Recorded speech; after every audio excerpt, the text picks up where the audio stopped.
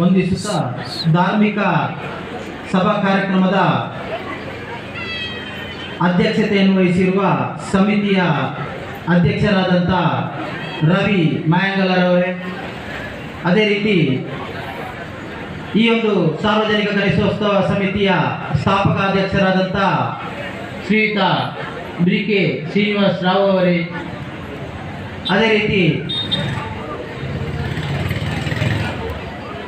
ನರಿಮುಗೂರು ಗ್ರಾಮ ಪಂಚಾಯತ್ ಉಪಾಧ್ಯಕ್ಷರಾದ ಶ್ರೀಯುತ ಉಮೇಶ್ ಇಂದಿರಾನಗರ ಅವರೇ, ಹಾಗೆ ನಮ್ಮ ಧಾರ್ಮಿಕ ಭಾಷಣಗಾರರಾದ ಶ್ರೀಯುತ ಲಕ್ಷ್ಮೀಶ್ ಗಬ್ಲಾಡ್ಕರ್ ಅವರೇ,